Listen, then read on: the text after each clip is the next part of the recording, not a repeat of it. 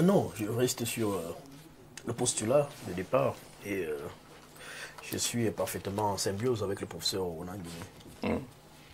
Je ne serais pas heureux de voir ma fille être instrumentalisée parce qu'elle aura pris des positions contre moi. Non. Et je crois que nous tous, nous sommes parents ici. Je ne crois pas que quelqu'un parmi nous ici, sur ce plateau, serait heureux de voir qu'on instrumentalise son enfant pour qu'elle serve de bouc émissaire à des postures qui pourraient mettre à mal son parent. Mais ils ne sont pas allés la chercher, hein? Non. Elle est sortie d'elle-même. Je vous l'ai dit. Je vous ai dit que cet enfant est forcément troublé quelque part. Nous la suivons d'une manière ou d'une autre.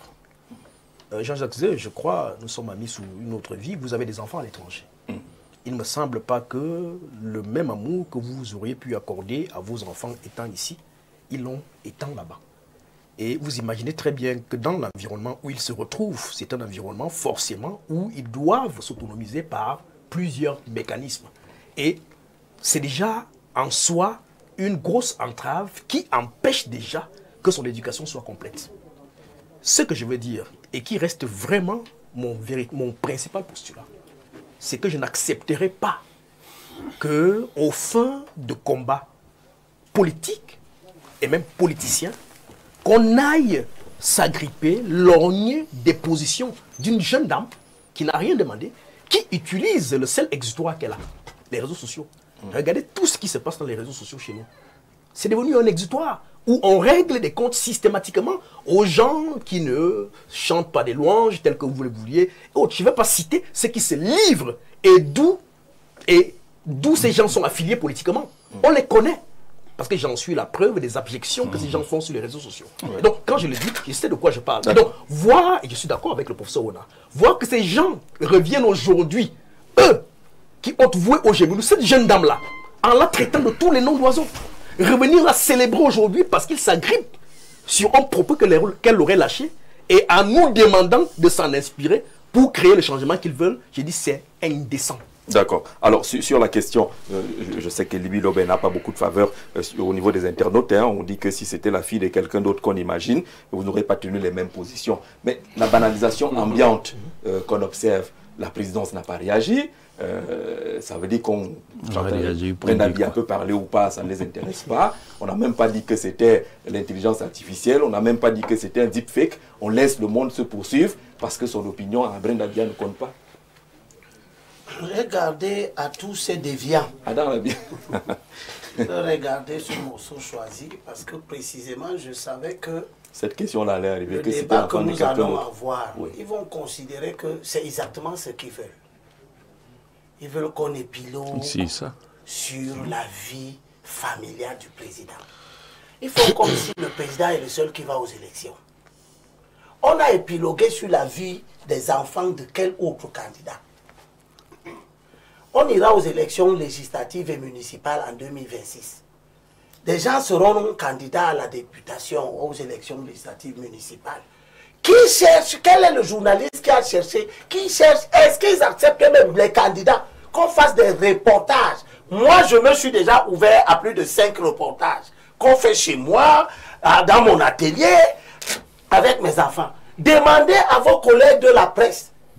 Si les hommes politiques qui instrumentalisent ce genre de situation douloureuse acceptent même qu'on vienne faire des reportages chez eux, qu'on montre leurs origines, qu'on montre les maisons où ils habitent, qu'on montre où ils ont fréquenté. 99% des hommes politiques qui défilent ici sur les plateaux télévision, nous ne les connaissons pas. On ne connaît pas leur profil, on ne sait même pas qui ils sont. On les voit seulement parce que vous les fabriquez sur les plateaux télévision. Ah bon, c'est nous. Et ils sont les premiers à vouloir instrumentaliser ce qui relève de l'amour propre. Je ne suis pas avec vous. Vous pouvez dire tout ce que vous voulez dans les réseaux sociaux. Moi, je vous ai déjà dit que je ne fais pas la politique pour les réseaux sociaux. D'ailleurs, Umberto Eco dit que les réseaux sociaux ont donné la parole à des hordes d'imbéciles qui avant ne s'exprimaient pas du tout. Vous comprenez?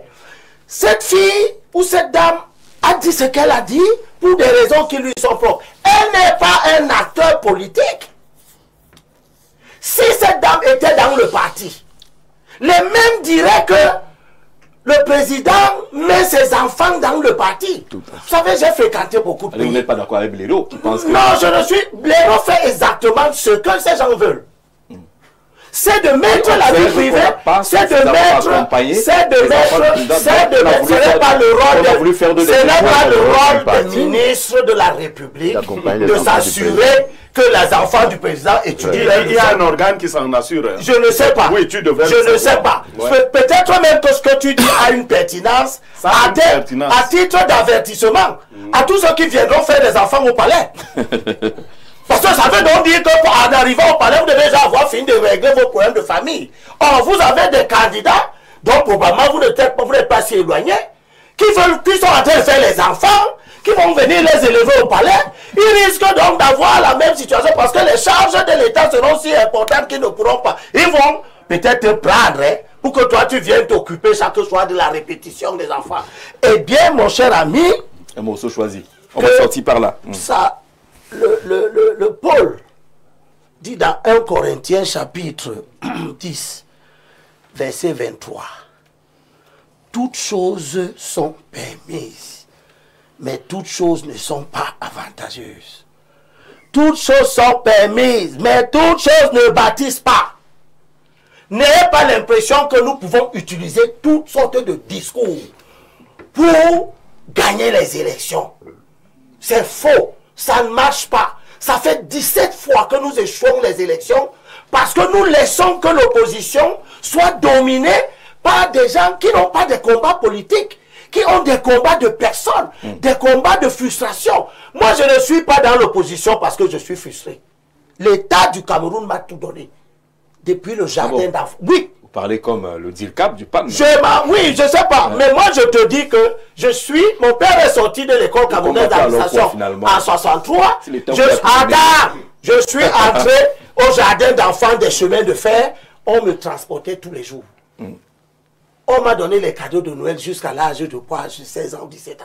Il y avait ça avant. J'ai eu des bourses au lycée. J'ai eu la bourse à l'université de Yaoundé. J'ai eu la chambre. Je suis opposant parce que je vois comment on gouverne mal, de telle sorte que les générations à venir ne peuvent pas bénéficier de ce dont nous avons bénéficié. Je ne suis pas opposant parce que je n'ai pas eu un poste. Vous comprenez? Nous voyons défiler sur les plateaux de télévision des gens qui ont fait de l'insulte envers les membres de la famille du chef de l'État, un fonds de commerce. Et ça, c'est inacceptable. D'ailleurs, parce qu'ils cachent leur famille comme des trucs. Personne, vous tous qui parlez des enfants de Paul Biya, personne de vous ne parle de ses enfants. Personne, aucun de vous ne laisse même pas qu'on voit ses enfants. On est quand même d'accord. Laissez la famille de Paul Biya en dehors des combats politiques. Parlez-nous des actions publiques de Paul Biya en tant qu'acteur politique. Et je termine. J'ai parcouru beaucoup de pays africains. Là où les enfants des chefs d'État en position sont impliqués dans la vie politique, on considère que ce sont des dictatures. J'ai été au Sénégal, on n'a jamais parlé des enfants de Senghor. On n'a jamais parlé des enfants d'Abdou Diouf. Vous comprenez? Voilà. Alors, en Côte d'Ivoire, on n'a jamais parlé des enfants de Houphouët-Boigny. On ne sait pas s'ils ont réussi, s'ils ont échoué. La réussite en termes d'éducation des enfants de Paul Biya, c'est son problème. D'accord, on est d'accord là-dessus. Mais est-ce que nous avons le droit d'instrumentaliser la souffrance du président? On notera que peut-être qu'on n'évoque pas les présidents des autres ailleurs, peut-être parce qu'ils ne prennent pas parole, mais là il y a une prise de parole publique. Et que naturellement on devrait en débattre. Oui, Jean-Jacques, vous voyez, vous alimentez un débat qui ne devrait pas avoir lieu en réalité. Parce que même vous, Jean-Jacques, vous avez le droit d'exprimer votre opinion. Et ceux qui ont une opinion contraire ont le droit d'exprimer leur opinion contraire à la vôtre. Donc, dans une république qui se veut démocratique, c'est comme ça que ça fonctionne. Moi, je ne suis pas d'accord avec Blaireau qui accuse le RDPC. Les statuts du RDPC sont clairs, il faut les lire. Il ne s'occupe pas de nos enfants, nous autres qui sommes militants du RDPC. Les statuts et le règlement intérieur du RDPC ne s'occupent pas de la vie privée des militants du RDPC. Et mais dans l'organisation d'une présidence de la République, il y a quand même des services qui sont réservés à la famille. Est-ce que la présidence de la République est un organe du RDPC? Vous voyez que vous perdez ce qui nous regarde. C'est le cas du RDPC. Non. Moi, je ne peux pas parler du RDPC. Non. Je parle de la présidence de la République. L'organisation de la présidence de la République. Ça ne s'arrête pas sur le passeport. On met fille du président. Jean-Jacques. Oui. Jean-Jacques. Oui. Vous êtes un journaliste sérieux. On est sur une chaîne sérieuse. Oui. La présidence de la République n'est pas un organe de base. On est d'accord là-dessus. Mais parlons de la présidence de la République. Pas la compréhension de ceux qui nous regardent. Il a impliqué le RDPC dans les déclarations de cette jeune dame. Et je lui dis que les déclarations de cette jeune dame n'engagent pas le parti dont son père est le président national. Parce que les statuts et les règlements de ce parti n'aménagent pas des dispositions pour cela. Vous amenez maintenant le débat sur l'organisation, le fonctionnement de la présidence et la présidence de la République. C'est un autre débat.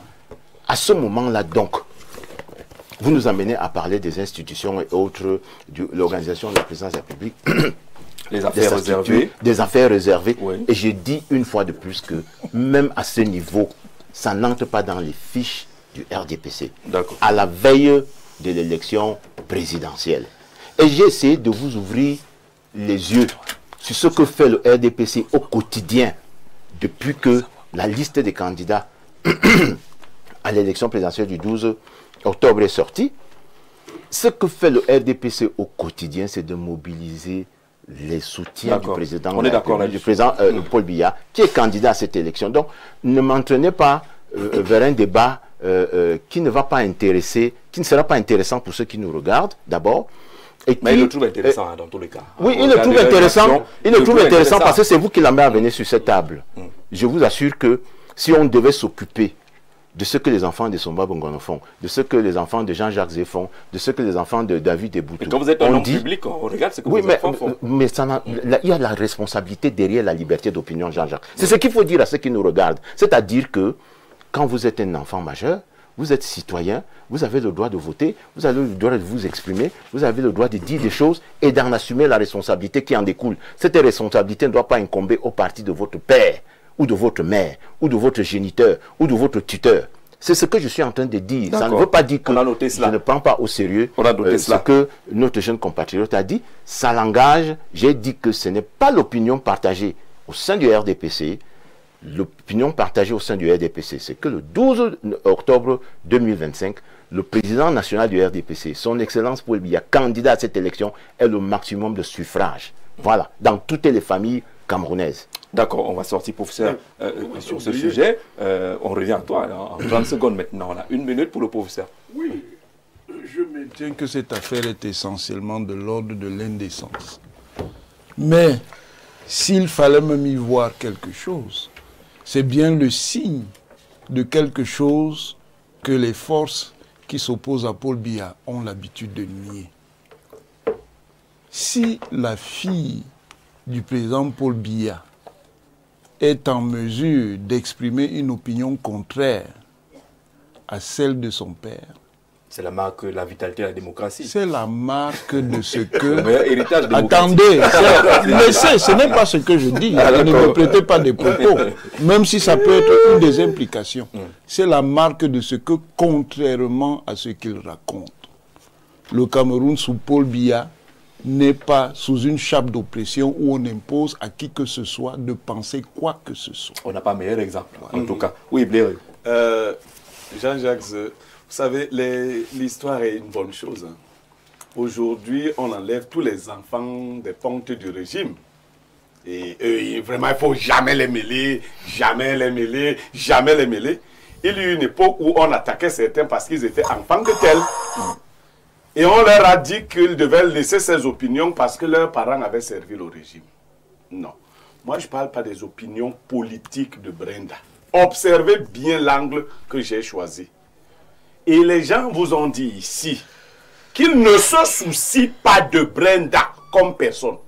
Il y a quelques mois, la fille du feu président Amadou Ahidjo a fait une sortie en faveur de Paul Biya. Les mêmes, allez voir, vous ont dit que c'était une sortie responsable. Donc elle avait plus de droits.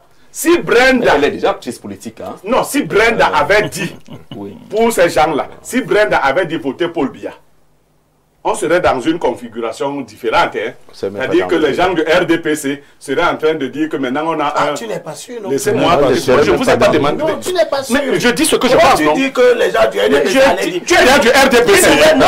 Tu es là du RDPC. Donc si je te crois, tu dis que tu es déjà de l'opposition. Oui, je l'ai dit. Tu es dans Capel. Non, je ne suis pas d'un parti. Tu es de l'opposition. Tu es du RDPC. Tu es de l'opposition qui nous embarque dans le combat par l'amour propre de Paul Biya. D'accord. Laissez-le non. Allez vous battre sur le terrain de la mobilisation. Je ne parle pas. Laissez la famille de Paul Biya tranquille.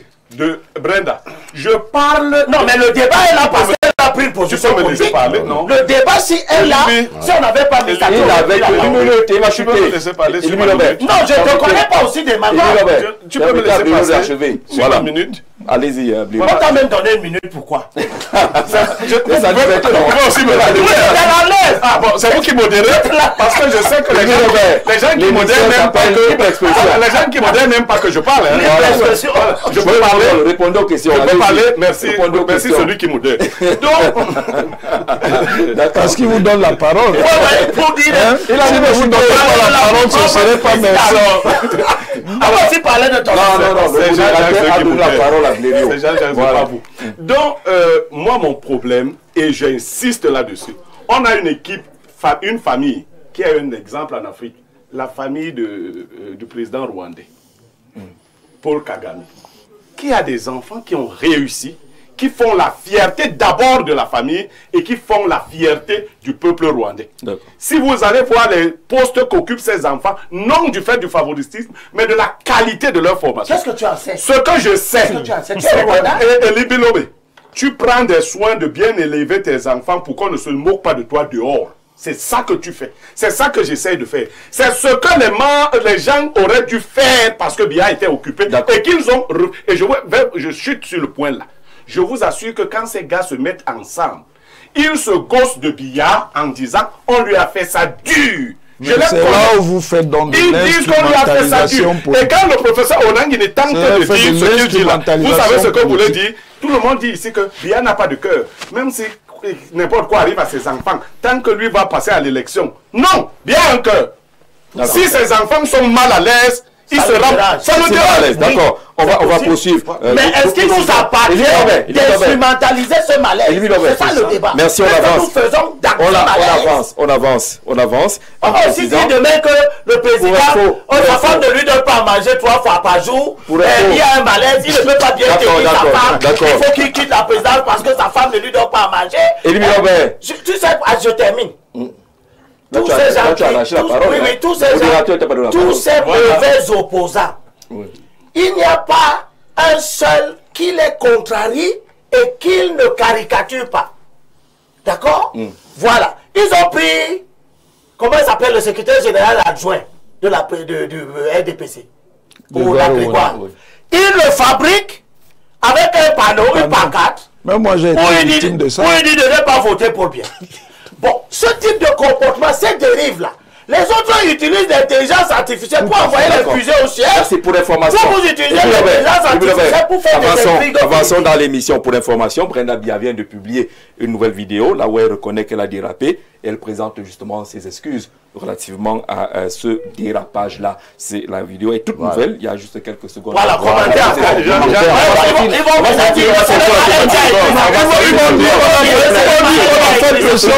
On va sortir la thématique. Une seconde. Blériot, on va sortir la thématique. Tu ne me refuses jamais rien, toi. Ah, c'est un piège. C'est un piège. Toi, tu ne me refuses jamais rien. C'est là où tu vas compenser. Oui, allons-y.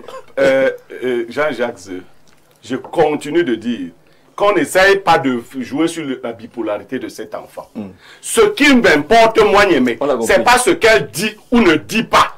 Ce qui m'importe, c'est que les méchantes personnes autour de son père ont fait de cet enfant. Mais si on n'en avait pas dit ce qu'il a dit, si on est cette position-ci, la position est une réaction par rapport à ce que on a dit que... On va avancer. L'éducation des enfants n'est pas la parole sur cette thématique-là, on va avancer. Naturellement, en saluant nos amis, les communicateurs de la région du Sud et le président national de l'association des journalistes et communicateurs du Sud, Sudcom, qui porte à la connaissance de l'opinion publique qu'un séminaire de formation des journalistes et communicateurs du département du Djaï-Lobo est organisé le dimanche 21 septembre, c'est-à-dire aujourd'hui, depuis 8 heures, au centre culturel polyvalent Mbolo de Sambilima. Le dit séminaire a pour thème général